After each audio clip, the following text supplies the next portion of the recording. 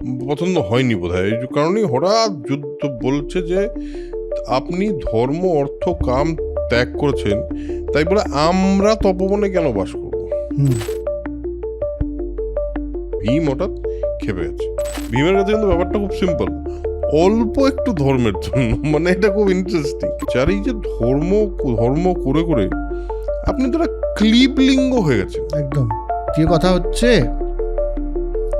একজন ক্ষত্রিয় হয়ে জন্মগ্রহণ করেছেন, আপনি এটা ভুলে যাবেন না। তো এই মতো অবস্থায় যুধিষ্ঠির উপযুক্ত সময় ছিল তখন ওটা ওই অ্যাকশনটা নেওয়ার। তারপর বলেছে যে তুমি হাত দগ্ধ করতে চেয়েছিলে, আমি দেখেছি তুমি তোমার লোহার গদাটা একটু একটু পরিষ্কার করছিলে, সেটা দিয়ে আমার মাকে মারার ইচ্ছা ছিল। তো তাহলে কি করবেন, একটা সাধু স্বভাব ব্রাহ্মণকে ডাকবেন, ডেকে ভালো ভালো খাওয়াবেন, খাইয়ে খাইয়ে বলবেন দেখুন আমার এইটা আমি ভেবেছি, এটা একটা বিধান দিয়ে দিন, তো দিয়ে দেবে। আমি তোমাকে এই প্রতিশ্রুতি বিদ্যা তোমাকে দিচ্ছি গোপনে, এর মাধ্যমে তুমি পুরো জগৎ সংসার দেখতে পাবে, universe will be visible to you.